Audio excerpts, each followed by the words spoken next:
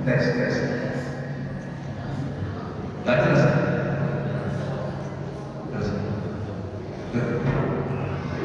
Tes.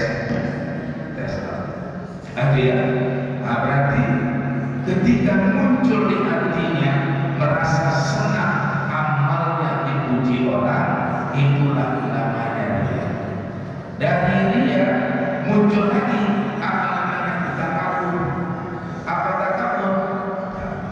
Takabur itu merendahkan orang, meninggikan diri. Oh, dipandangnya lebih soleh aku dari mereka. Itulah takabur.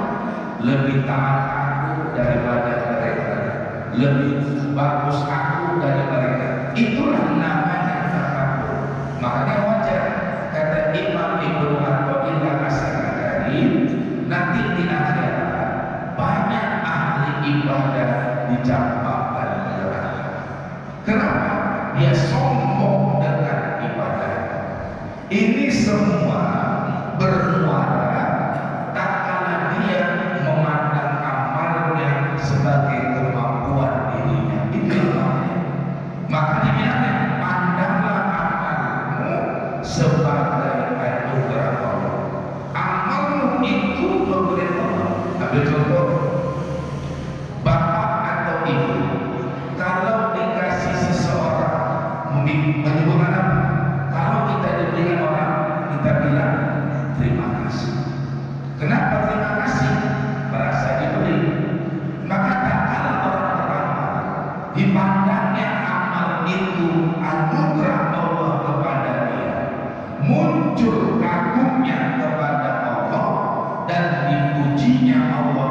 Alhamdulillah ya Allah, kau buat aku sholat.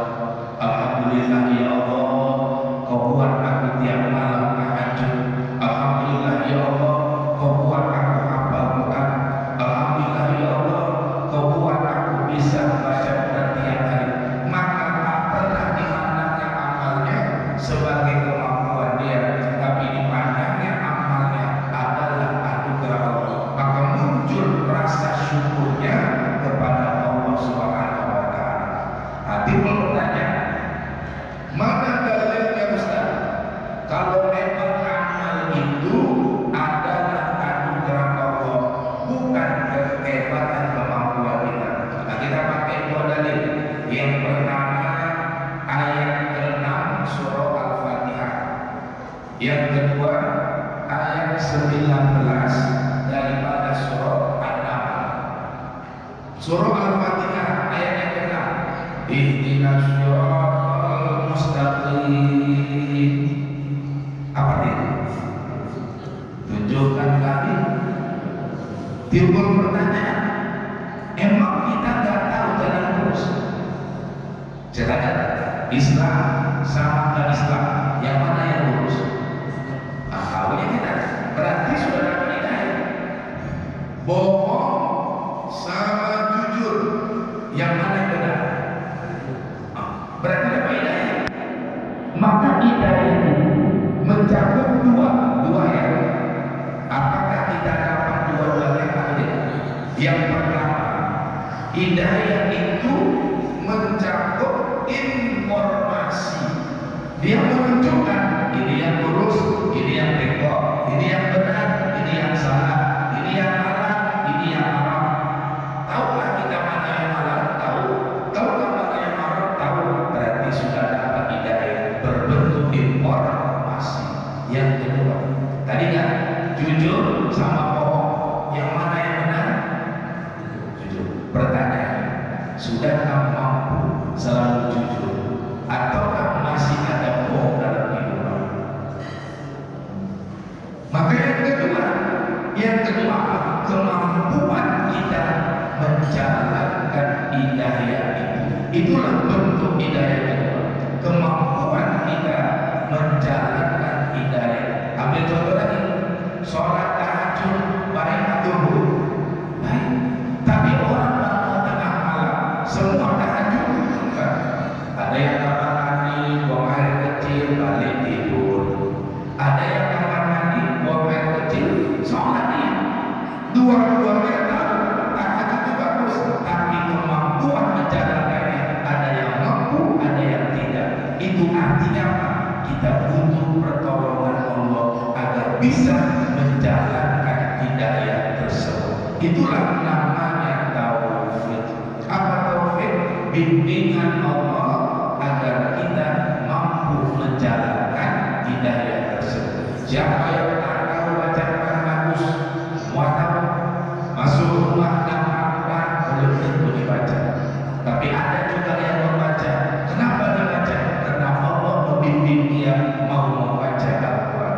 Berarti ini artinya tanpa pertolongan Allah tak akan mampu kita menjalankan hidayah itu. Maka kita baca ihdinas siratal mustaqim.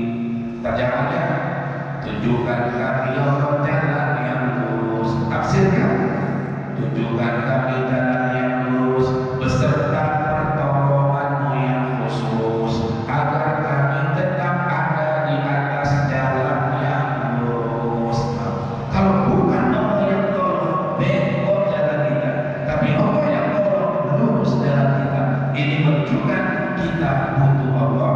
Makanya kita minta tolong kepada Allah supaya Allah bimbing kita. Yang kedua, mana hidayahnya yang menunjukkan amal soleh ini anugerah Allah. Bukalah ayat 19 surah An-Naml tentang Nabi Sulaiman ya. Tapi sebelum ke sana dia di ayat 18-nya. Itu kan ada raja Semut ngomong sama anggotanya, semut, ayo semua masuk ke dalam. Kenapa Tuhan? Itu Nabi Sulaiman sama tentaranya lagi jalan. Nanti mereka pijak kita, mereka nggak sadar karena mereka besar kita kecil, kita mati. Ayo masuk semua, masuk ke dalam. Nabi Sulaiman yang melintas senyum, kok senyum? Ternyata suara semut itu yang semut lagi ngomong dengar dia.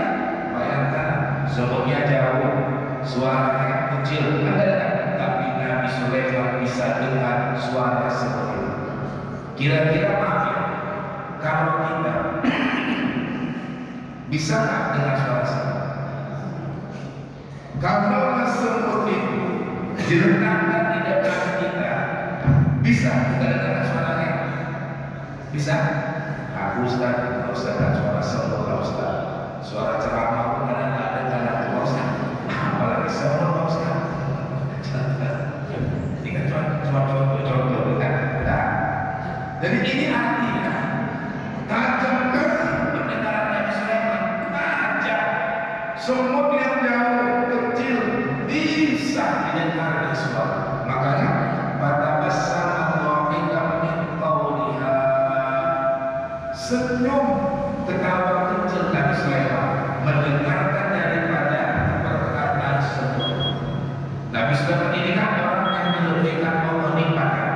Raja dia, tentara yang kuat punya dia, lalu ilmunya tinggi, saking tingginya ilmunya bahasa binatang dia paham, saking kuatnya dia jin ditundukkan sama dia, saking luar biasanya Nabi Sulaiman itu kalau kemana-mana tinggal panggil angin. Ya Rabbi, angin sini. Nabi Sulaiman bisa duduk di atas angin. Ada di antara kita yang bisa duduk di atas angin.